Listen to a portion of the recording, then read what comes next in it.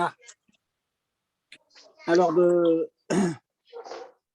Gérard, j'ai encore cette espèce de tableau qui s'installe sur mon écran. Est-ce que vous avez un moyen de l'enlever?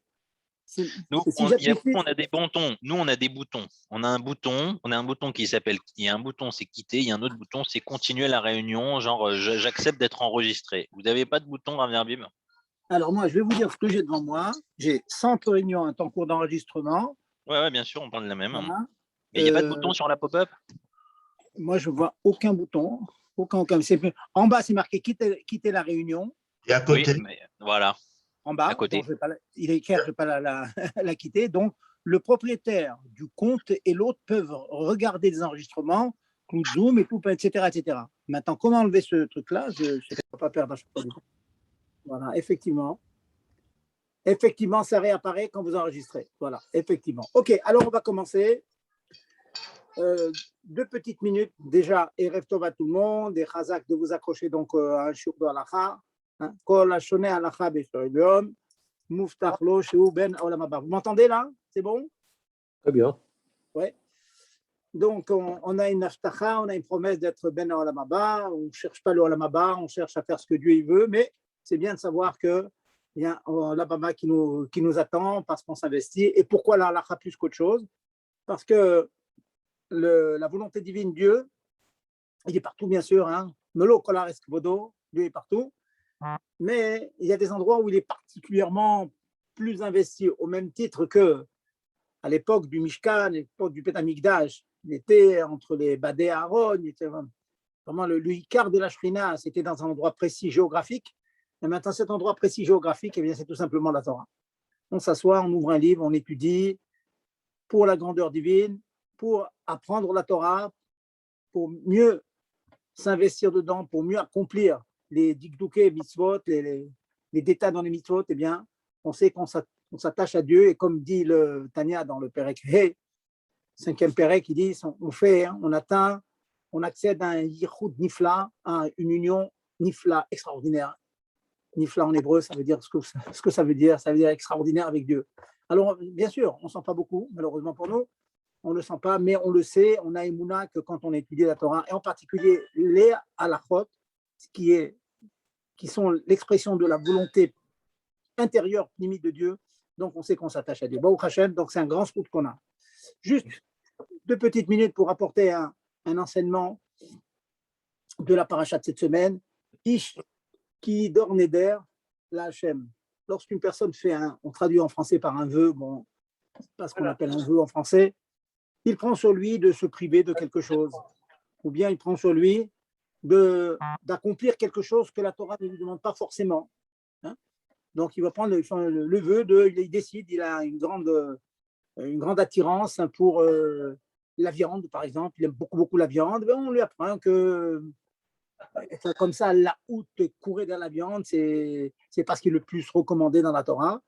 Eh bien, il décide, par exemple, de se priver de viande pendant 1 mois, pendant 2 mois. Il fait un vœu comme ça. Alors, et la Torah nous donne une grande paracha qui nous explique comment est-ce que l'on fait lorsque...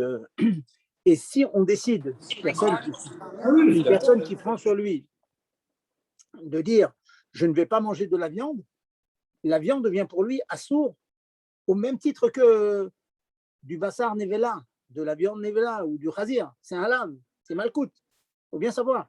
La Torah nous donne la puissance, la force de nous interdire un objet qui est permis, que Dieu a permis, que la Torah permet, et cet objet nous devient interdit au même titre que les nourritures, les aliments interdits directement par la Torah. On a cette force-là. On peut se demander pourquoi la Torah nous donne cette chose-là, cette force-là. Nos sages nous disent, mais ça ne suffit pas tout ce que la Torah t'interdit, il faut en rajouter. Bonne question. Et d'après la Chassidoute, je vais ajouter que vous savez que notre avoda à nous, c'est lorsque l'on mange, avoir pleine conscience que ce que l'on assimile, ce qu'on avale, c'est ça qui nous donne l'impulsion, qui nous donne les forces de repartir après une grosse fatigue, après un manque. On mange, cette nourriture est assimilée, elle rentre dans le sang, elle nous donne davantage de force, de kochot, grâce auquel on peut mieux servir Hachem, on peut faire des tfilotes avec plus de kavana, avec plus d'investissement, on peut étudier avec toutes les asarat kochot nefesh, avec les 10 forces du nefesh qui sont expliquées dans le Tanya.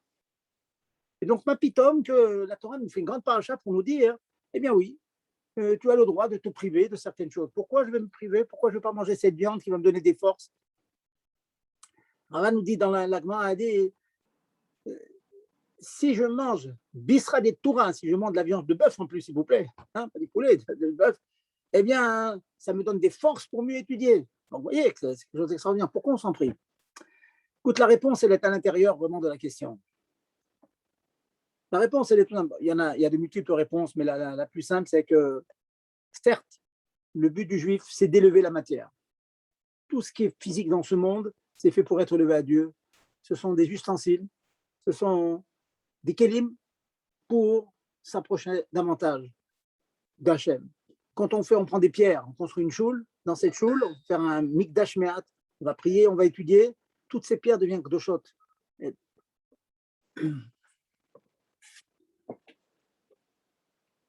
deviennent saintes. Et très bien. On prend du bois, on le coupe. On fait un Arona Kodesh. Vous savez qu'après, quand on veut changer, c'est très, très compliqué. Il faut l'enterrer, c'est très compliqué. Pourquoi? Parce qu'il y a une sainteté qui s'est introduite dans ces morceaux de bois. Donc, on est là pour élever la matière. Ma pitome que maintenant, la Torah nous permet de nous priver de certaines choses. Je dis donc une des réponses la plus simple, mais qui doit quand même nous rentrer et nous faire comprendre certaines choses, c'est que nous n'avons pas tous la force de pouvoir être Mekadesh, la matière, de sanctifier la matière, la chomrio du corps, la chomrio du monde, tout ce qui est matériel. Pas tout le monde a cette force. Le tzaddik, il a cette force. Alvaï le Benoni, et Alvaï que nous soyons nous-mêmes Benoni. Donc c'est un travail qui est difficile, de pouvoir faire en sorte que chaque chose que je mange, j'ai la pleine conscience que je suis en train d'en extirper les nitzotzot, les forces divines qui vont s'élever à Dieu et qui vont me donner des forces pour mieux servir à Dieu. C'est quelque chose d'autre. C'est un programme, vous allez me dire. C'est 120 ans de vie pour arriver à cela. Mais on a conscience, on le fait, on s'efforce. Mais par contre, l'antipode de ça existe aussi. Lorsqu'on a besoin de force, on a besoin de s'élever, de se sanctifier, parfois, hein, il est bon de se priver de certaines choses. Et c'est là que vient la paracha des Nédarim. Oui, certes, mon travail, c'est d'élever la matière. Mon travail, c'est d'avoir conscience que ce que j'ai mangé juste avant de vous donner le cours, j'ai mangé rapidement, je n'avais pas trop de temps, mais j'avais bien conscience que cette petite nourriture allait me donner le force pour pouvoir vous enseigner ce que je vous enseigne ce soir. Et je sais donc que cette nourriture, on l'a élevée, on l'a offerte à Dieu. On a pris les nids, on les a donnés. Mais quelquefois, on n'a pas vraiment le niveau de sentir que tout ce que l'on fait, tous les objets que l'on utilise, des physiques, sont offerts à Dieu. On n'a pas cette chose-là. Et pour cela, pour le sentir, pour s'élever, pour se sanctifier davantage, il n'est pas mauvais, j'ai dit. Il est bon, en tout cas, il n'est pas mauvais, parfois, de se priver de certaines choses. À l'époque, en faisant un néder, de nos jours, on évite les nédarim, tout simplement parce qu'on a peur de ne pas pouvoir les accomplir, hein, d'aller au bout de son néder, d'être méchalem, comme dit David Amer dans le psaume, d'être méchalem, c'est Nédarim qui prenait sur lui-même beaucoup de Nédarim pour s'élever, c'était beaucoup de Ta'aniot. De nos jours, on évite, mais on peut prendre des kabbalotes sur soi, on peut prendre des bonnes décisions sans forcément leur donner le statut de Néder. On peut dire, bli Néder, qu'est-ce que j'aime? Comme je dis tout à l'heure, la viande, c'est vraiment un exemple parmi d'autres. Hein, une personne il faut 500 grammes de viande par jour, il peut se dire, au lieu de manger 500 grammes je prends sur moi bli Néder, de manger que 100 grammes. En prenant cette décision, il s'est privé de quelque chose de matériel de ce monde, il s'est rapproché de Dieu. Il s'est plus attaché à Dieu. Donc c'est ça le sens du Néder. Malgré le fait que notre job dans ce monde, notre travail dans ce monde, c'est d'élever la matière à Dieu, il existe aussi le côté shlili, le côté négatif, pour arriver à ce niveau de pouvoir tout sanctifier, parfois de se priver de quelque chose. Et quand je dis se priver, attention, on n'est pas des grands, nous ne sommes pas des ascètes, loin de là.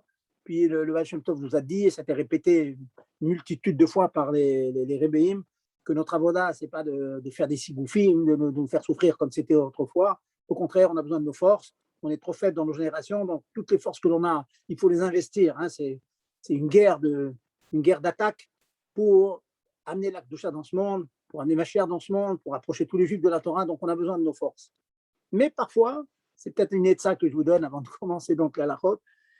Eh bien, parfois, ça serait bien de dire pendant une semaine, disons, pendant un mois, qu'est-ce que j'aime? Allez, quelque chose qui me vient en tête. Je vois quelqu'un qui il adore le chocolat au lait, allez, pour dire quelque chose. Il adore les glaces. Mais il aime tellement ça qu'il a toujours sa tablette dans la poche. Un jour, il peut se dire, eh ben, écoute, pendant une semaine, je vais m'en priver. C'est une offrande que j'amène à Hachem. Je vais m'en priver. Et ça va me donner, à chaque fois que je m'en prive, les forces de sentir que je suis plus proche d'Hachem. Et toutes les autres choses dont je ne serai pas privé, tout ce que je vais manger, tout ce que je vais faire, tous les objets physiques que je vais utiliser, eh bien, je vais davantage ressentir qu'ils sont consacrés essentiellement à Hachem. J'ai bien conscience que c'est tout un programme que je vous dis là. C'est un programme, mais les programmes, c'est bon de les répéter. Vous savez, un jour, on va construire la maison d'Hachem, la maison de Dieu. Le constructeur, le maçon, il peut oublier ce qu'il fait. Il sait qu'il fait Au début, il a dit les Shem Yechut, je fais ça pour la sanctification de l'unité divine. Ok, mais une fois il prend les parpaings, il prend le ciment, là, ça y est, maintenant il construit. C'est ce que l'on fait quand on fait les mitzvot, c'est ce que l'on fait quand on étudie. Donc, il est bon parfois d'avoir quelques instants d'arrêt et pour repenser au programme. L'architecte doit aller chez tous les employés, sur tous les ouvriers, leur dire n'oubliez pas le programme. On a un programme, on construit quelque chose. On ne vit pas une vie efkère. Un juif, il construit quelque chose depuis que le monde a été créé. Il a été créé pour nous. Bishvi d'Israël, Bishvi la Torah, comme vous savez, le premier Rashi de la Torah, ça a été pour nous. Donc on sait qu'on a un programme, on sait où on va. Malheureusement, ça tarde encore, on le sait bien, mais on sait où on va et on y arrivera, Bezat Hashem. Donc il faut avoir bien conscience de ça, de cette mission qui nous a été accordée. Quand on a bien conscience de cette mission, qu'on est missionné par quelque chose, ça nous donne le koach hameshalech, ça nous donne le koach de celui qui envoie. Il y a le mandataire et le mandant. Le mandataire, c'est celui qui envoie le meshaléach, c'est que je vois qui nous envoie dans ce monde. Et au Hachem, dans nos générations, il a mis le shaliach en chef.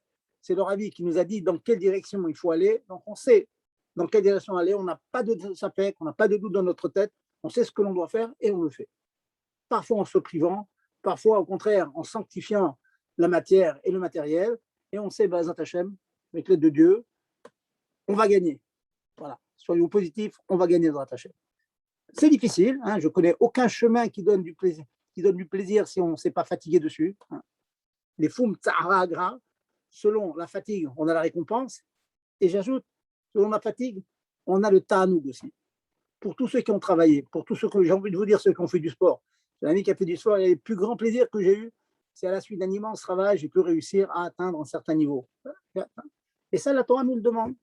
Combien de fois le Rabbi nous dit on ne s'arrête pas, il n'y a pas de retraite, toujours quelque chose à faire. Tant qu'on est vivant, tant qu'on a un souffle dans la bouche, on continue, on continue, on continue. Et ça, c'est dans le travail, aussi bien du neder, parfois, pas trop souvent, en se privant, et parfois, au contraire, en consommant le monde et en élevant toute la matière physique à Dieu. Voilà donc un des points, un des multiples points sur lesquels on peut travailler pendant ces jours-ci. Matot, Mas'el, ce sont des... Souvent, j'ai eu l'occasion de vous dire qu'il est très bon lorsque l'on fait l'étude que les rébés nous demandent de faire. Il faut tout faire. Comme je dis toujours, il faut faire le chasse, les postes, il faut tout faire. Mais il y a un minimum vital qui nous est imposé par les rébés. Quand vous faites ritat, vous faites chumash, je dis toujours, prenez un rashi du chumash du jour. Un rashi qui vous a touché, qui vous a interpellé, qui vous a chauffé, comme on dit. Et on vit dans la journée, on a un rashi qui nous a chauffé. Voilà, ces rachis-là, Ish qui dort Neder la Hachem. Voilà, c'est quoi ce Neder? Je me suis demandé, c'est quoi ce Neder? Qu'est-ce que Hachem veut de nous? Pourquoi il l'a inventé? Il nous permet des choses et il invente un concept de nous en priver. Pourquoi? Voilà, ça peut nous tenir. Maintenant, on fait Gerat HaTshuva dans le Tanya. Si vous faites ça avec attention, vous dites ça, il y a des pirouchim, ceux qui ont Dvar Malchut en français, il y a des pirouchim là-bas, des explications. Un mot de Gerat HaTshuva, c'est une autre dimension de la Tshuva. Et tout ce que les mauvaises hashpaot, tout ce qu'on a fait, qu'on a mis du côté de la sitra rara, du côté négatif, on les ramène. C'est ça la Tshuva. Tshuva, la repentance. Bien sûr que ça veut dire la repentance, mais ça veut dire ramener toute la perte. On a perdu des choses, on est parti du mauvais côté, on les ramène du bon côté. C'est énorme, c'est un pshat pachout, mais si on vit cette chose-là, je fais Tshuva, je me repentis sur quelque chose, je me repentis sur les aliments, la manière dont j'ai mangé. Je sais que tout ce qui est parti du côté négatif, la citra hara, l'autre côté, qu'on appelle l'autre, acher, l'autre côté, et bien on le met du bon côté. Et c'est énorme. Et c'est ça la tchouva, c'est ramener les choses. Ramener tout ce qui est allé du mauvais côté, du bon côté. Alors on va tous se souhaiter, main dans la main, c'est vrai, on va tous souhaiter, main dans la main, de faire ce travail-là, ad biat Mashiach. Et si vous me permettez, je vais ajouter, Gérard, j'ai une nièce, elle s'appelle Adina Freda Bat Rivka, qui a eu, très très très curieux, elle a eu une espèce de crise d'épilepsie, un coup de, ce qu'on appelait autrefois un coup de soleil. Elle s'occupait d'un gars et elle était restée longtemps sous le soleil. Donc elle était dans un état, mais mâche, très inquiétant. Donc avec votre permission, on va tous avoir une pensée pour Adina Freda Bat Rivka, qu'elle ait revoie Shlema et que le cours de ce soir lui donne les forces de revenir encore mieux qu'elle était auparavant. Voilà. Donc, on va commencer les halachot. Amen. Voilà. Amen, amen. Voilà. J'espère que tout le monde a mis le cœur. Hein, et bien sûr, Betor Sheach Chole Israël. Hein, c'est pas rien que pour elle, c'est pour tous les malades d'Israël qui ont besoin de réfoua, qui ont besoin d'être forts. On a besoin d'être forts. Alors, je vais reprendre le CEDER qu'on a commencé donc quelques dernières semaines. Donc, je vous rappelle, hein, le CEDER que l'on fait maintenant, je prends les melachot de Shabbat à l'envers. On a commencé au début par Choresh, Kotser, etc., labourer, cueillir. On va commencer à l'envers maintenant, avec Mak et Bapati, ce dernier coup de marteau. Mais avant, il y a une ou deux halachot qui m'ont été soumises cette semaine, avant de commencer donc à l'envers. Et donc, on va commencer par la melacha de Soter, détruire. Ensuite, la conception de construire des mechitsot, etc. Et puis, dans les kelim, construire les kelim. On va faire tout cela. Mais avant, je voulais vous dire une ou deux halachot dans halachot de chala, ilchot chala. Il faut savoir que, vous le savez tous, je pense, hein, c'est évident, lorsque l'on fait du pain et qu'on a une certaine quantité de farine, bon, vous connaissez, il y a une grande marloquette dans les possibles, certains disent 2 kg 200 et quelques de farine, Raphaïnaï dit 1 kg 666, certains disent à partir de 1 kg 250. De toute façon, dans tous les cas, on prélève. La question de savoir c'est à partir de quand on fait la bracha. L'Europe du monde fait la bracha à partir de 1 kg 666.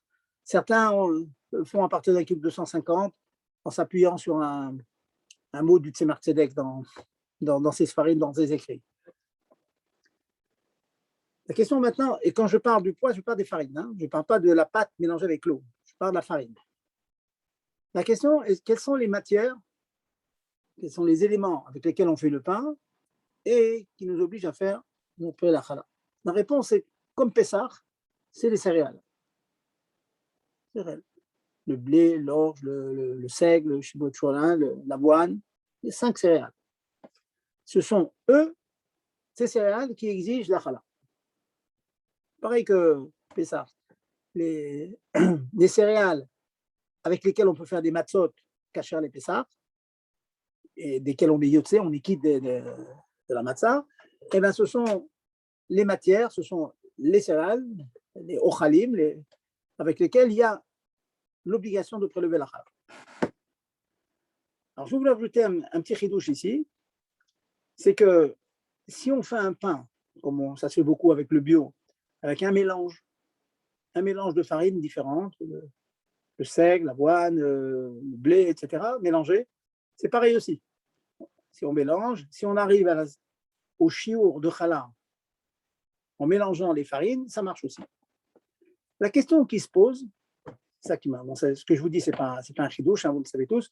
Par contre, ce que je veux ajouter, je pense que la majorité d'entre vous le savent, mais il y en a qui l'ignorent encore malheureusement. C'est une erreur qui courbe chez certains. Je sais que dans les gâteaux aussi, il y a l'obligation de chala. J'ai eu l'occasion de vous le dire ces dernières années, mais chazorba, quand on fait des gâteaux, bien sûr, avec les quantités de farine que j'ai citées, 1 kg 250 ou 1 kg 666, selon chacun son vinaigre, quand on fait des gâteaux avec ces quantités de farine, sur les gâteaux, on prélève aussi et avec bracha. y a toute une discussion que si on a fait des gâteaux sans eau du tout, rien qu'avec des jus de fruits, que jus de fruits, 100%, bon, il y a des chitotes qui pensent qu'on ne fait pas de bracha. Voilà, on ne fait pas de bracha, mais dans les faits, ça n'existe pas. Parce que tous les jus de fruits que vous pouvez acheter, il y a toujours ne serait-ce que quelques gouttes d'eau qui ont été mélangées, ne serait-ce que dans des ustensiles qui ont été rincés. Donc, dès l'instant que le jus de fruits en question a été mélangé avec un tout petit peu d'eau, c'est bevadaï qu'il y a l'obligation de faire halal. C'est lié avec la notion d'être mekabel touma. Dès l'instant que c'était mélangé avec de l'eau, des shiva mashkim, donc c'est mekabel touma, et donc c'est chayav de halal. Donc, en deux mots, tous les gâteaux que vous ferez sont chayav de halal. La question traditionnelle que vous me demandez, si je fais un cake avec une pâte qui est complètement liquide, qu'on met dans des moules, comment je vais prélever du liquide? La réponse est non. Vous mettez tous vos moules dans le four. Une fois que les cakes sont bien cuits, vous les sortez, vous mettez l'ensemble des moules en question dans le même ustensile, comme vous le savez le faire. Vous recouvrez ça avec une serviette. Et une fois que tout est enroulé comme cela, vous prélevez un petit peu, vous faites la bracha. Donc n'oubliez pas, sur les gâteaux qui passent au four, je ne parle pas des beignets, je ne parle pas de tout ça. Je parle de tout ce qui passe au four. Les beignets, c'est une autre souga, c'est d'autres didim. Donc je parle de tout ce qui passe au four, ça amène l'obligation de challah et avec bracha, bien sûr. Ce que je voulais vous ajouter aujourd'hui, c'est ça la question qui m'a été posée et qui m'a réveillé de vous enseigner ces quelques halakhot. C'est une personne qui avait mélangé avec le bio, ça se fait maintenant, de la farine de blé avec de la farine de maïs ou au reste de riz. Si maintenant j'ai, on va dire, 1 kilo de farine de blé et 1 kilo de farine de riz, est-ce que ça s'additionne pour prélever et faire la bracha? Si je n'ai qu'1 kilo de farine de blé, on ne prélève pas. Ça m'en prélève sans bracha, mais 1 kilo, non. Pas besoin. Mais si j'ajoute du riz, quel est le din? Bien, sachez qu'il y a une halakha dans Shulchan Aruch, c'est dans la base, c'est dans les Mishnayot, dit que le riz, il est garir achare achitim. Ça veut dire garir, la chambre gorer, il est attiré par. Étant donné que le riz est très proche d'être un céréale, ce n'est pas un céréale. Si vous faites manger du riz à Pessah, je vous rassure, ce n'est pas Hametz. Bon, bien sûr, dans nos kéilot, on n'en mange pas, mais certainement, ce n'est pas du tout Hametz, c'est évident, ce n'est pas un céréale. Mais il a quand même certaines particularités du céréale, et c'est donc la raison pour laquelle, quand on le mélange avec de la farine de blé, ça s'additionne et on fait la bracha. Retenez. Donc c'est le seul qui est ramené dans les Mishnayot, dans le Shulchan Aruch, que si on fait du pain, comme ça c'est de nos jours, il est très léger comme ça, du pain avec de la farine de blé plus de la farine de riz, eh bien ça s'additionne et on prélève avec bracha. Bien sûr, bon, le registre parce que c'est tam keikar, dans le pain il y aura beaucoup le goût de la farine de blé, et donc il n'y a pas de problème en fait. Maintenant, la personne m'a demandé une deuxième question. Il m'a dit maintenant, j'en fais aussi, pas avec seulement de la farine de riz, avec d'autres légumineuses. D'autres légumineuses. Du sorgho, par exemple, ou du maïs, farine de maïs. Il m'a dit c'est très bon, c'est très léger. Alors, la farine de maïs, est-ce qu'elle s'additionne? Le pachtout, non. Ça ne s'additionne pas. Par contre, alors je vous donne la maskana, la conclusion des poskim sur cela. Par contre, si on mélange de la farine de blé avec la farine de maïs, on fait une pâte avec tout cela, pour pouvoir faire la bracha, il faut deux conditions. Il faut que dans la quantité de blé que vous mettez dedans, de farine de blé, il y ait la quantité suffisante pour faire la bracha, et il faut une deuxième condition qui est un robe de farine de blé par rapport au maïs. Si sa réponse était le cas, hein, la dame qui avait fait ça, c'était le cas, elle m'a dit j'ai mis 1,7 kg de blé en farine et 1 kg de farine de maïs. Donc, il y avait la quantité suffisante dans le blé pour prélever. En plus, c'était le rov, on dit robot kekulo, hein, c'était le rov, c'est la majorité. Donc, l'ensemble de ce qu'elle a fait, elle a prélevé la chala, elle a fait la bracha. Donc, je résume ce que je suis en train de dire, hein, ça peut paraître un peu complexe. Si c'est du riz seulement, alors je n'ai pas besoin d'arriver à toutes ces quantités. Le riz, il est garé, il court, disons, il se colle au blé. Donc, si vous mélangez les deux et que dans la somme des deux, il y a le chiot, alors on prélève avec bracha, même qu'au niveau de la farine de blé seulement, il n'y avait pas suffisamment de. Le riz complète. Par contre, dans les autres légumineuses, on est plus exigeant pour prélever et faire la bracha, en tout cas pour faire la bracha. L'exigence, c'est que d'un côté, c'est d'abord qu'il y a un rov de blé par rapport aux autres légumineuses, et en plus que dans la quantité de blé des chitim, eh bien, il y a en soi déjà la quantité suffisante pour faire la bracha. Voilà, j'espère que j'ai été clair. Alcool panim. Si ça vous arrive de faire des mélanges comme ça, réfléchissez qu'il peut y avoir un problème. Donc, demandez au rab, appelez-moi ou appelez votre rab habituel pour savoir qu'est-ce qu'on fait lorsqu'on mélange des farines de légumineuses avec des farines de céréales. Sachant que si ce n'est que de la farine de légumineuses, du sorgho, hein, je ne sais pas si vous savez ce que c'est le sorgho, c'est très très bon, on fait des gâteaux avec d'ailleurs, eh bien, le sorgho, on ne peut aller rien, c'est une légumineuse. Ça ressemble à de la farine, hein, c'est d'accord. Pas pire que des pommes de terre, on fait des gâteaux de pommes de terre de nos jours. Hein. Gâteaux de pommes de terre cachés à l'épaisseur, qui ressemblent étrangement à du pain, mais c'est des pommes de terre. C'est sûr qu'on ne prenait pas sur les pommes de terre de la challah. Voilà ce petit rappel que je voulais faire sur Ilchot Challah. Est-ce qu'il y a des questions là-dessus? Je vous écoute. Oui, il y a une question. C'est quand la pâte, elle est, c'est sous forme de pâte, mais quand c'est liquide, la pâte. Alors, j'ai dit tout à l'heure que si la pâte est liquide, on ne prélève pas sur le liquide, on cuit le gâteau ou le pain complètement liquide. Une fois qu'il est cuit, on prélève une fois qu'il est cuit. Il a durci. Voilà, c'est comme ça qu'on fait. Les cakes, c'est tout, on fait comme ça. On prélève une fois que ça a été cuit et que ça a durci. Autre question?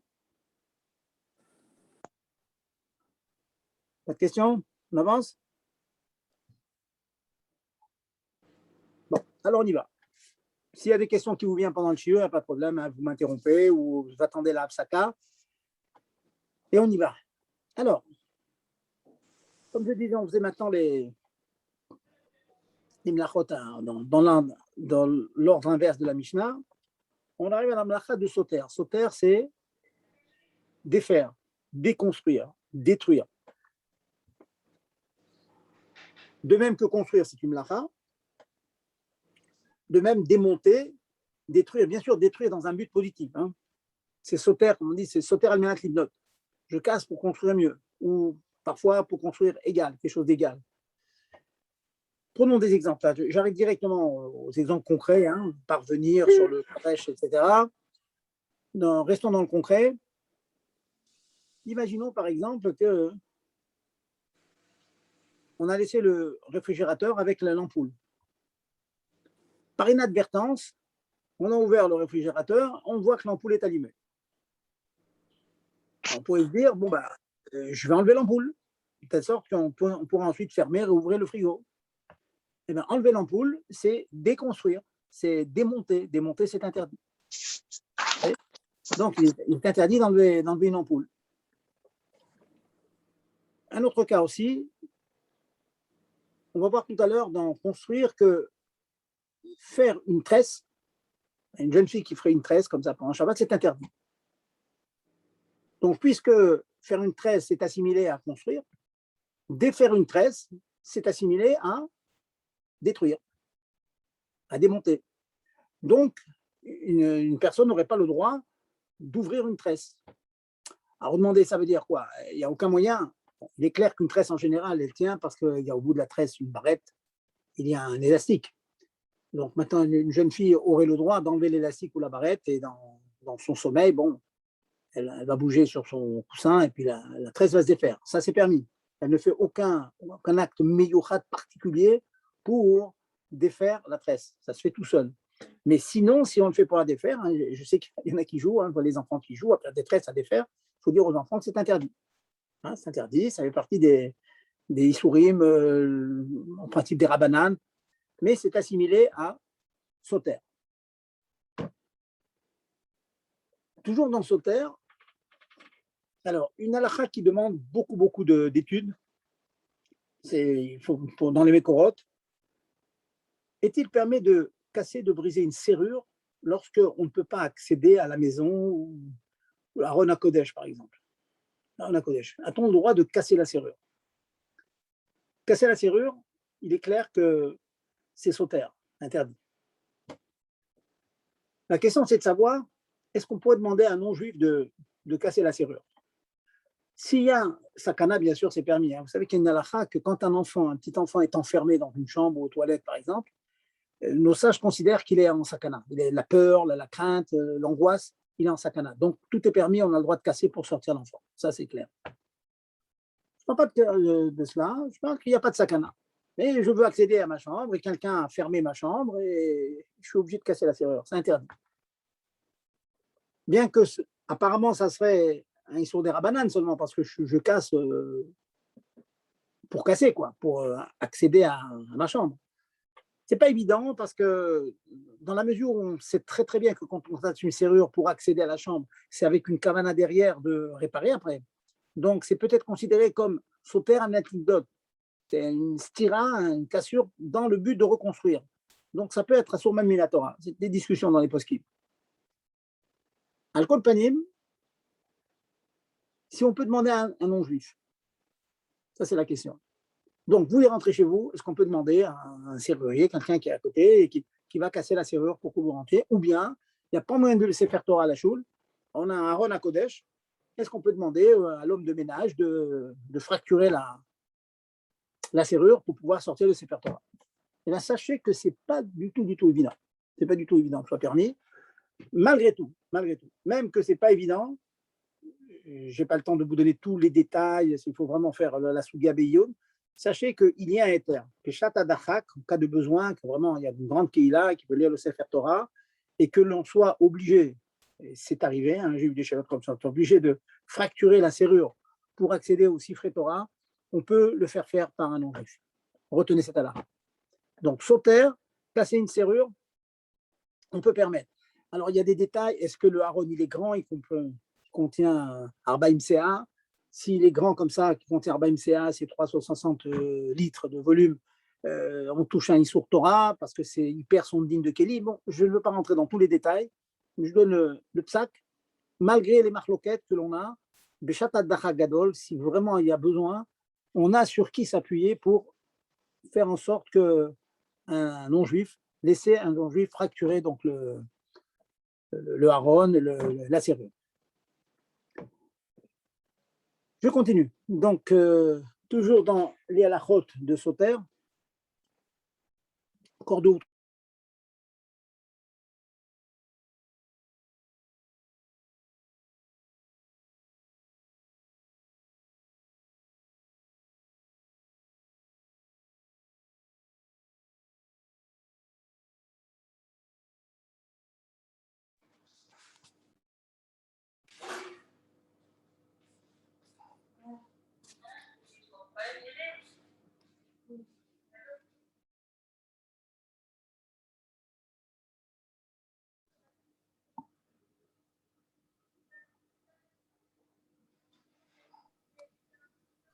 Oui, on ne vous entend plus, là, Zarbib.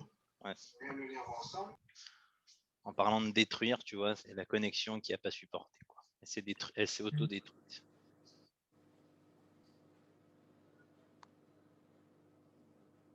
Rav Zarbib, votre micro est coupé. Il faut remettre votre micro.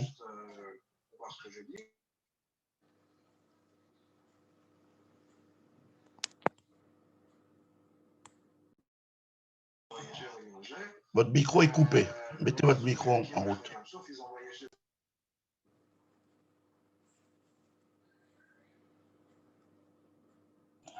Non, on ne vous entend pas, Rav Zerbib. Votre micro est coupé.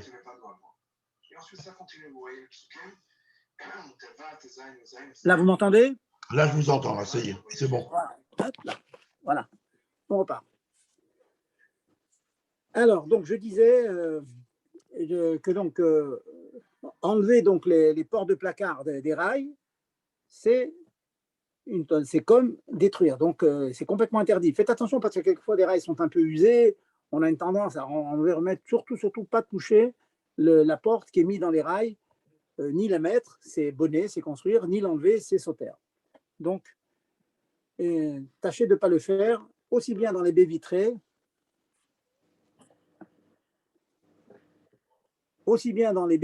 que dans les portes de placard.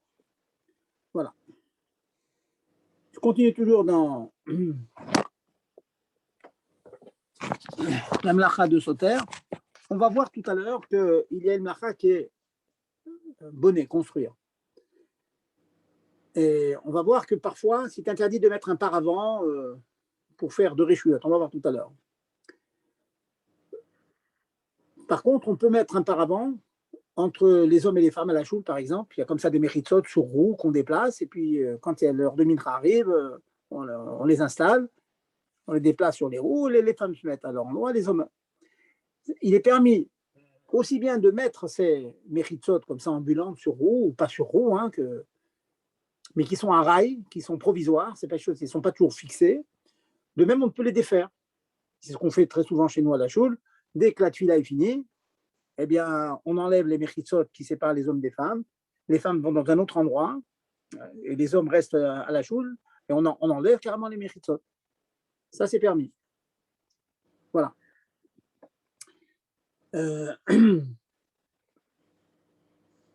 Autre chose aussi, on va voir qu'est-ce qu'on n'a pas le droit de sauter, de défaire. On va voir que lorsqu'on veut recouvrir la souka, par exemple, avec un plastique, c'est un OL à rail. Cet OL à rail, un OL provisoire, n'est permis, on peut étendre le plastique sur le srar, que si le plastique en question, il est ouvert déjà d'un tefar, de 8 cm avant Shabbat ou Yom Tov. Auquel cas, ça s'appelle Mosif al OL à rail. Je fais un supplément, j'ajoute dans un OL qui est déjà fait. Or, un OL minimum, c'est un tefar 8 cm. Là, je peux ouvrir complètement mon plastique. Et quand je défais mon plastique, je veux maintenant remettre un plastique en place parce que la pluie est finie, par exemple, je veux le rouvrir, je peux le rouvrir, mais je dois toujours laisser un tefar. Parce que sinon, c'est faire un OLRI qui est interdit s'il n'y a pas un début, ça ne débute pas avec quelque chose. Et donc, sachez que ce dernier tefar, il est interdit de l'enlever, celui-là. C'est lui qui permet de faire, de défaire, donc ça s'appelle sauter, on n'a pas le droit de l'enlever. Vous allez mieux comprendre cette halakha lorsqu'on va passer tout à l'heure à un bonnet. Voilà. Est-ce qu'il y a des questions sur sauter? On va passer maintenant au mechitsot. Faire des mechitsot, enlever des mechitsot. Y a-t-il des questions? Rav, j'ai une question sur tout à l'heure sur question dans... Attendez, il y en a une pour l'instant. Je vous écoute, madame, allez-y. Sur Afrashat Chala, je n'ai pas bien entendu, il y avait du bruit. Vous avez dit qu'on peut faire la bracha à partir de 1,2 kg, c'est ça? Non, j'ai dit comme ça. J'ai dit que le minag nafut, le minag répandu, c'est la chita de Rav Chaim Naeh, c'est 1,666 kg. Oui. 1,666 kg. Maintenant, ces dernières années, on a retrouvé dans certains écrits du Tzemar Tzedek qu'il préconise de faire à partir de 1,250 kg. Ah, d'accord. Je ne vous cache pas, je ne sais pas si le minag s'est répandu comme ça. Je pense que certains ont ce minag-là, certains ont le minag d'un 1,666 kg. Vous voyez, l'Europe du monde fait 1,166 kg, mais sachez qu'il y a quand même un makor, d'après Tzemar Tzedek, on fera 1,250 kg. Ça serait bien de demander à votre Rav comment il tranche. Je ne vous cache pas que de mon côté, dans le Safek, je m'arrange toujours pour qu'il y ait au moins 1,666 kg, de ne pas rentrer dans le problème. Hein, parce que comme c'est quelque chose de récent, alors que depuis Doré Dorot, Rav Chaim Naeh, c'est vraiment un posek ador, l'immense majorité du monde fait comme Sachita. Donc, pour ne pas changer ses habitudes, c'est bien de s'obliger à faire 1,666 kg ou alors faire 1 kg au moins, là, que c'est sûr qu'on n'est pas rien. Voilà. Ah, d'accord, merci. Et l'autre question, c'est que vous avez dit il y a 2 Tnaïm pour l'association de sortes de farine, mais je ne comprends pas parce que si vous dites il faut que pour faire la bracha, il faut qu'il y ait le chiour, donc ça enlève la question. Si vous faites un chiour de 1,6 kg par exemple de farine, eh ben, on pose la question si que ça soit associé ou pas à quelque chose d'autre. Donc ce Tnaïm il m'étonne un peu. Quoi, c'est pas Alors, très... Vous avez la réponse, elle est comme ça, madame. C'est que, d'abord, si vous avez le chiour et qu'il y a un rove de légumineuses, ça annule le miout. Ah, d'accord. Vous voyez? C'est pour Ah, ça que c'est ces conditions. Ça peut annuler. Si vous mettez énormément de pâtes, vous mettez un kilo, on va dire 1,166 kg, mais dans 10 kg de farine, d'autres choses. Alors là, c'est pour ça que je vous dis, il faut les deux conditions pour. C'est le rov shitot. Hein. Encore une fois, il y a beaucoup de discussions. Je ne veux pas trop rentrer dans. Voilà, j'ai compris, merci. Je vous en prie. Je Moshe, poser je une vous écoute. question par rapport à Shabbat, avant de mettre à la poubelle, casser les bouteilles, les écraser ou les aplatir. Est-ce qu'il y a un problème de sauter ou pas? Les bouteilles en plastique? Oui, ou des briques de lait, peu importe. Non, il n'y a pas un problème de sauter. Non, il n'y a pas un problème de sauter. Donc on peut bien les écraser avant de les mettre à la poubelle. Oui, vous pouvez les écraser. Il n'y a pas un problème de sauter. Non. Une des raisons à toute simple, c'est que vous savez très bien qu'on peut les remettre en place. Vous voyez, et de manière, on peut les mettre en place. Et puis quand on casse vraiment BDR qu'il coule, on peut permettre aussi. Oui. Voilà. Autre question, allez-y. Pas de questions? Allez, on y va. On va passer maintenant mais toujours à l'envers. Après sauter, c'est assez facile sauter. On va passer à bonnet, construire. Et les dernières halachot de construire, donc nous on commence par les dernières, c'est la construction, la confection, l'érection de mechitzot, faire des mechitzot, faire des paravents, des clôtures, etc. Alors il faut savoir que faire une mechitza, un rideau provisoire devant la fenêtre, ça peut peut-être étonner certains d'entre vous, il n'y a pas d'interdiction dans ça. Imaginons qu'il fait chaud, vous ouvrez les fenêtres, et il y a un petit fil qui est tendu à votre fenêtre, vous voudriez attacher là-bas, poser, hein, bien sûr, sans fixer avec des punaises, bien sûr. Vous voulez mettre ou une grande serviette sombre, ou bien un grand drap pour que le soleil ne rentre pas. Il n'y a pas d'interdiction. Attends, vous êtes en train de faire quelque part une mechitza. Pourquoi? Parce que c'est une mechitza à rail. Bien sûr, je quelque chose qui va rester devant la fenêtre. Quelque chose qui va être enlevé une fois qu'on n'en aura plus besoin. Donc, faire une mechitza à rail comme cela, il n'y a pas à faire un rideau comme ça, ce n'est pas interdit. Je vais vous donner plusieurs exemples, après je vais écouter vos questions. Enfin, ça va peut-être vous étonner cette chose-là. Les poskim me disent, Mishnah Berurah rapporte, que même si on trouvait un moyen de fixer ce rideau en question, imaginons une parochette devant le haron, il faut qu'on change la parochette. On a l'habitude de la changer, on n'a pas changé avant Shabbat. Maintenant, on va la fixer, bien sûr. Encore une fois, on va pas inventer des punaises ou des clous. Mais il y a des crochets, il y a des crochets, et dans la parochette, il y a des trous, hein, avec des anneaux. Ben, vous mettez les anneaux dans les crochets qui sont déjà là. Donc, elle est fixée là-haut. Mais attention, je dis là-haut et pas en bas. Ça veut dire que quoi? Les poskim emploient l'expression suivante. Le rideau, il est provisoire, il est narvanad. Narvanad, il bouge.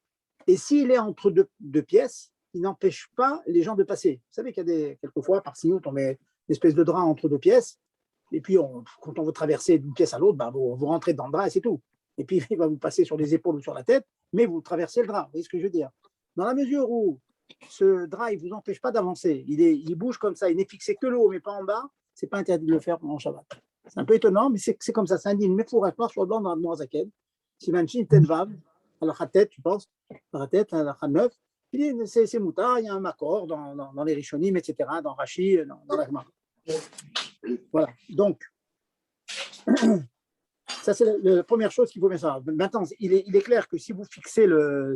Maman, j'ai besoin de l'huile là. Si vous le fixez en haut et en bas, il va être vraiment fixe, ça c'est interdit. Mais s'il n'est fixé qu'en haut, comme je dis, narvanad, c'est moutard. Voilà. Imaginez que, encore un cas, imaginez que vous allez faire une messiba de Shabbat et sur les murs sont déjà installés des crochets. Et vous voudriez mettre des grands draps metsuyarim avec des dessins, où on a préparé des nappes, en tissu ou en plastique, hein, mais coloriées, vous voulez ces sous-côtes, et on voudrait installer comme ça, sur les murs, des sadinim metsuyarim. Dans la mesure où ils ne sont pas fixés comme ça, en haut et en bas, c'est juste en haut où vous les accrochez, c'est permis. Étonnant un petit peu ça, la faute, vous voyez. Tout ça parce que lorsqu'elles sont fixées qu'en haut, elles bougent. Ce n'est pas vraiment quelque chose de fixe, et les chachem n'ont pas interdit. Ce n'est pas considéré comme un binyan. Comme ça, tient le Mishnah Bora, comme ça, tient le Admor Hazaken. J'avance dans les nièmes toujours dans Mechitza. Si on fait une Mechitza, comme dans beaucoup de choules, là, il y a un point que vous devez bien comprendre.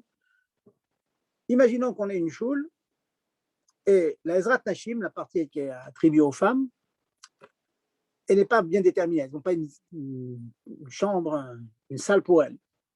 Elles sont dans la choule, mais quand il y a des hommes et des femmes, on installe des mechitzot avec des rideaux. Je ne vous cache pas, dans notre choule, chez nous au Kollel, ailleurs, c'est comme ça. Hein, dans la semaine, on ne voit rien du tout, il n'y a pas de mechitzot du tout, elles sont rangées, les mechitzot, et Shabbat, on les sort, on les installe entre les hommes et les femmes. Elles sont sur roue, ça marche très bien. Et ça permet dans la semaine d'économiser de la place, d'avoir une grande choule, un grand beth midrash pour l'étude. Sachez qu'il est permis d'installer ces mechitzot, Shabbat, entre les hommes et les femmes. Il est permis, comme j'ai dit tout à l'heure aussi, de les défaire, c'est-à-dire les ranger. C'est permis. Pourquoi c'est permis? La réponse d'abord, c'est la suivante. La réponse est que ce sont des mechitzot à rail, provisoires. Comme c'est provisoire, c'est sûr que ce n'est pas interdit du tout Minatora. Mais elle tient, c'est les rouges, j'amène toute l'installation comme ça, avec mes rideaux sur rouge, je les amène, je les pose, c'est provisoire. J'installe un paravent, tout simplement, un paravent entre les hommes et les femmes, ce n'est pas interdit. Il y a un autre, pour que vous compreniez bien le moussak que j'explique, le concept que j'explique maintenant, une autre halakha que Mechitat materet asura. Quand je fais une mechitza qui est matira, qui permet quelque chose que sans elle sera interdite. Exemple. J'ai fait une souka. Pour qu'une souka soit kshera, on exige 3 mechitzot. 3. Imaginons que j'ai construit ma souka, j'ai 3 grands panneaux de contreplaqué, ou bien j'ai mis des bâches, vous savez qu'on en a déjà parlé, des bâches, c'est pas top pour la souka, mais une personne a mis des bâches, très, très, très bien serrées, etc. Puis là, il s'est trouvé que la bâche est tombée. Il ne reste plus que 2 mechitzot. Je n'ai pas le droit de réinstaller la 3e mechitza, même de manière araille, même que je mets vraiment sur des crochets, je ne mets aucun clou, aucune punaise. Vraiment, je réinstalle la 3e mechitza, c'est interdit. Pourquoi? Parce que la 3e mechitza, elle est materet. Elle permet à la souka de devenir une souka. Elle ématire quelque chose. Elle crée une souka. Par contre, si j'ai fait une souka traditionnelle avec 4 mechitzot, 4 comme on fait en général, en tout cas en route à l'arrêt, parce qu'il fait froid, en Eretz Israël, j'ai beaucoup de soukot avec 3 seulement, mais en route à l'arrêt, on met toujours 4, parce que des fois il fait froid, il faut être isolé. Si la 4e tombe, il est permis de la réinstaller. Bien sûr, pas la clouer, mais juste la remettre pour fermer le 4e côté. Pourquoi? Parce que la souka, elle est kshera sans ce 4e panneau. Sans elle, elle est kashère. Donc, cette mechitza, elle n'est pas matérette, elle ne permet pas quelque chose. Elle est là pour si vous voulez, ou pour le froid, ou la chaleur. Donc, comme elle ne donne pas le stempel de souka kshera, on peut la réinstaller. Alors, d'après cet akdama que je suis en train de vous faire, cette introduction, il ressort quelque chose de curieux. on n'a pas le droit de prier s'il y a des hommes et des femmes à la choule. Donc, apparemment, il semblerait que installer des méchitzot entre les hommes et les femmes, je fais une méchitza, un paravent, une méchitza à materet, elle permet la tfila. Donc, comment se fait-il que je vous dis que c'est permis, sous prétexte que c'est une méchitza rak les tsniout, rien que pour les tsniout? Voilà la question. Quelle est la différence entre installer une méchitza entre hommes et femmes à la choule qui est permis et monter la troisième souka, la troisième méchitza de la souka, sous prétexte qu'elle permet la souka? Dans les deux cas, ça permet une mitzvah. La réponse est une finesse. Vous bien attraper le point. La réponse, elle est comme ça. La réponse est que le mot clé dans ce que je suis en train d'expliquer n'est pas le mot materet, que la méritza les m'attire. Le mot clé, c'est que materet, c'est synonyme qu'elle crée un reshoot à Yachid. Et c'est ça qui est interdit, c'est de créer un domaine. Quand la troisième méchitza de la souka tombe, je n'ai plus que deux méchitzot, je n'ai pas reshoot à Yachid, ce n'est pas un domaine privé. Un domaine privé, c'est un domaine qui est moukaf au moins par 3 méchitzot. Quand la troisième tombe, j'ai plus un reshoot à Yachid. En remettant la troisième, je crée un reshoot à Yachid. Un reshoot à Yachid, quelqu'un qui sortirait de reshoot à Yachid dans reshoot à Rabim, il est chayam, il a porté, c'est interdit. Et c'est ça qui est interdit. Ce n'est pas un stam mettre une mechitza qui m'attire la souka et qui la rend permis. Ce n'est pas ça le point. Le point, c'est qu'en mettant cette troisième mechitza, j'ai créé un reshoot à Yachid et ça m'a interdit. Par contre, quand j'installe un paravent, des méchitzot entre les hommes et les femmes, je n'ai pas besoin de faire en sorte que les hommes et les femmes soient dans deux réchuyot différents, de créer deux réchuyot. Aïkar, c'est que les hommes ne voient pas les femmes, c'est tout. Donc, la fonction de la méchitza des tsniout entre les hommes et les femmes, ce n'est pas une fonction de créer un reshoot. Un reshoot pour l'homme, un reshoot pour la femme. C'est juste une fonction de kissouille. C'est comme si ça me permet de ne pas voir les nashim, c'est tout au point. Dans la mesure où elle n'a qu'une fonction de kissouille et pas une fonction de it avut, reshoot, création d'un reshoot, d'un domaine, c'est permis. Voilà. Je ne sais pas si vous m'avez suivi, c'est une finesse. En tout cas, retenez le point, mettre des méchitzot entre les hommes et des fois à la maison, certains sont avec quand il y a la Yashiva Brachot, bon, certains mettent les hommes et les femmes dans deux tables différentes, mais sans méchitza, certains sont makpid avec une méchitza. Sachez que si ça vous arrive Shabbat, c'est permis de mettre une méchitza pendant Shabbat. Parce qu'elle n'est pas matière, c'est juste une méchitza les tsniout, pour la pudeur. Par contre, une méchitza qui crée un reshoot, alors là, c'est problématique. Voilà. Alors, encore une ou deux à la route pour conclure ce point-là. Alors, quand on a une méchitza, c'est bien de savoir cette chose-là, quand elle est fixée, un peu. J'ai vu dans l'Yeshiva, par exemple, à l'Yeshiva, il y a une très très grande salle, et il y a une méchitza qui est fixée au mur carrément. Et elle est sur rail. Quand on la plie, on ne voit pas, elle a une certaine épaisseur, c'est tout. Et puis quand on veut faire deux salles, on tire donc cette méchitza, c'est vraiment comme un paravent qui se plie comme là sur lui-même, comme une jupe plissée comme ça.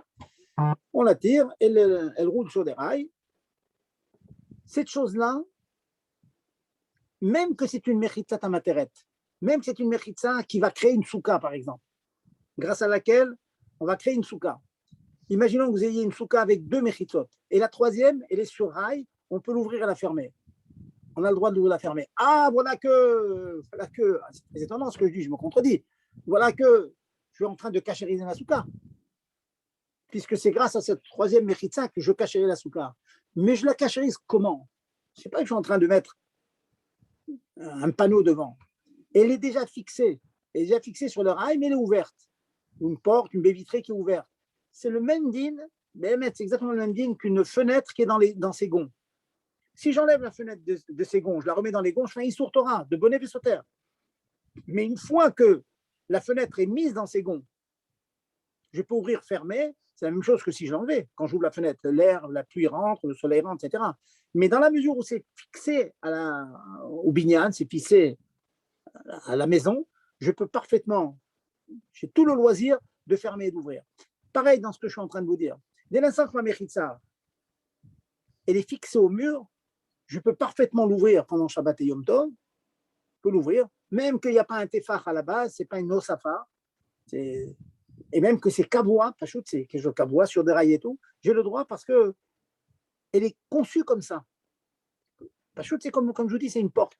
Une porte, on a le droit de l'ouvrir et de la fermer, c'est pas considéré comme bonnet vaisseautaire. Parce que c'est comme ça qu'on l'utilise. Cache, car derrière Shimusho. C'est comme ça qu'on l'utilise. Donc on peut fermer ou ouvrir. Donc tout ce que je vous ai dit, qu'on n'a pas le droit, Mirtata Materet, de mettre une troisième, c'est seulement dans la mesure où elle n'est pas fixée dans des gonds ou d'une autre manière. Mais quand elle est déjà fixée, préfixée, que je ne fais que fermer ou ouvrir, ça, je n'ai aucune agbala, je n'ai aucune limite pour ouvrir et fermer. Y a-t-il des questions là-dessus? Moi, j'ai 2 questions, si vous permettez. Oui.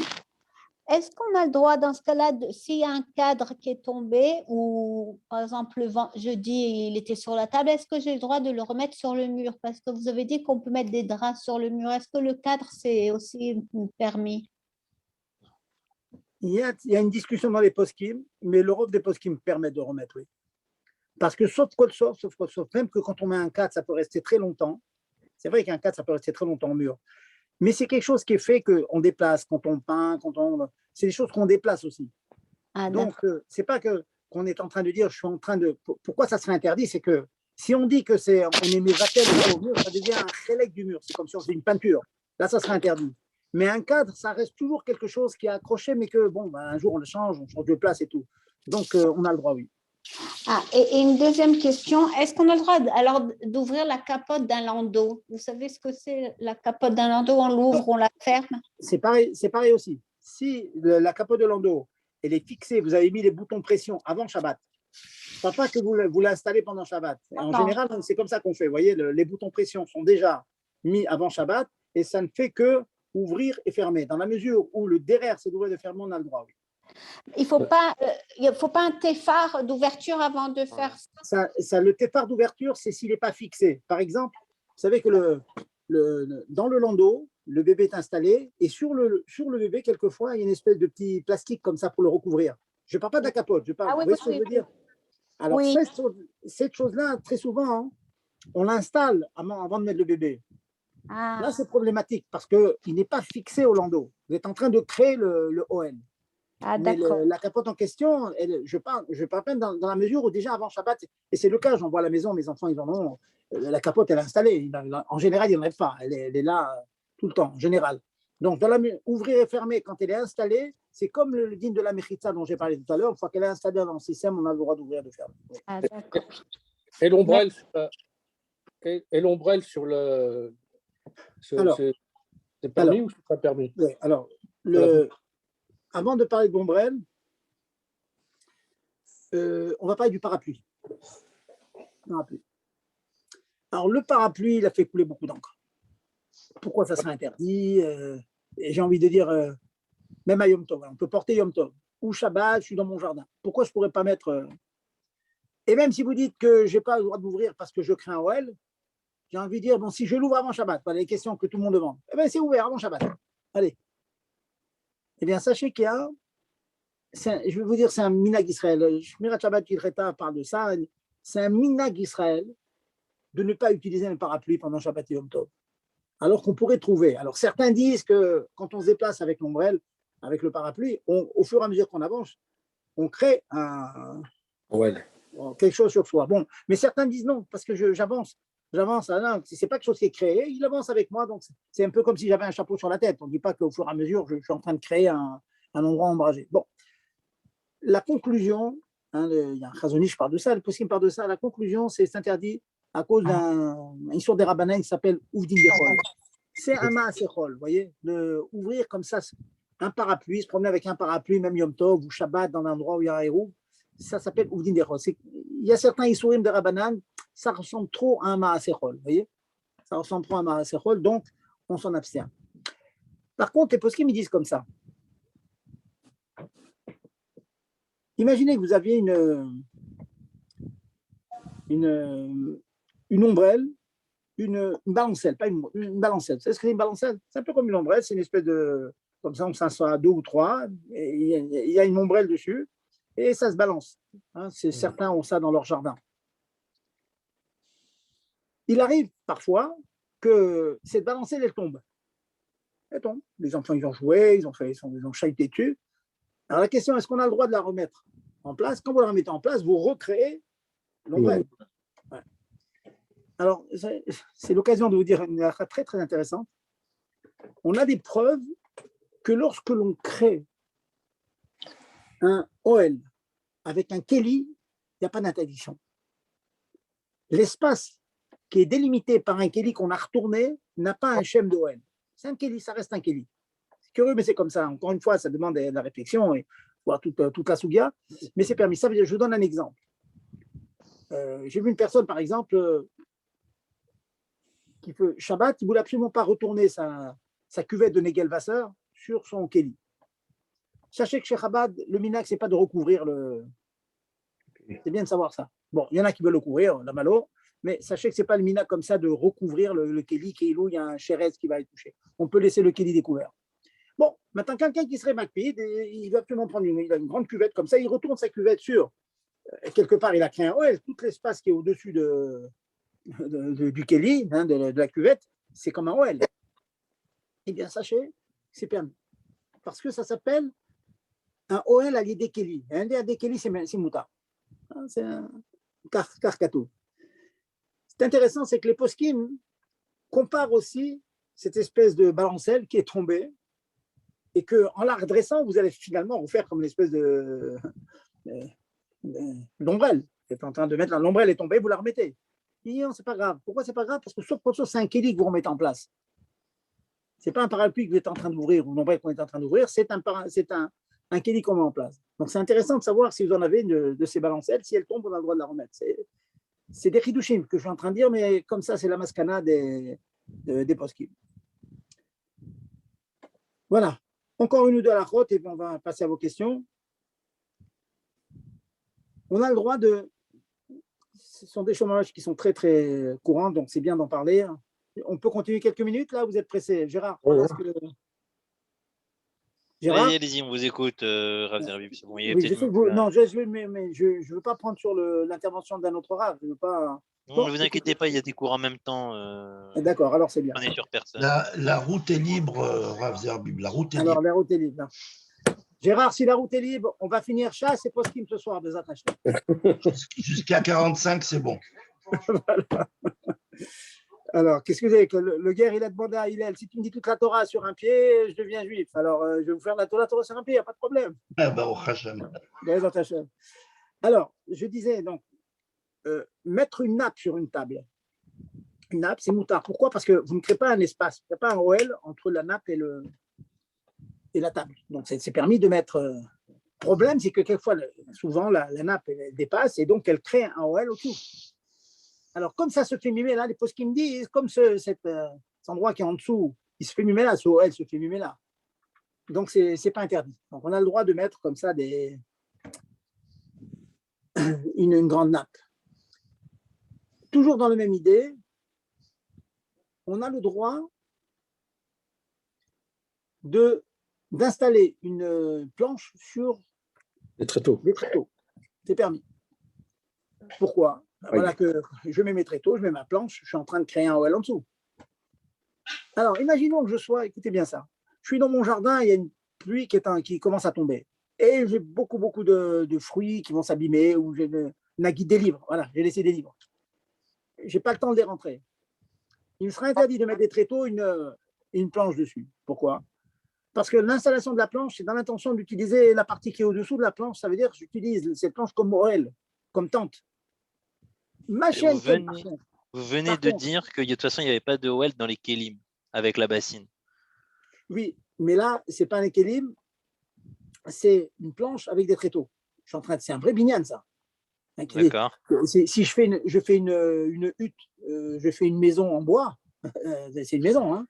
Or là, quand je fais une table, c'est sûr et certain que si je mets une grande planche de bois comme ça avec des tréteaux, ce n'est pas un kélim.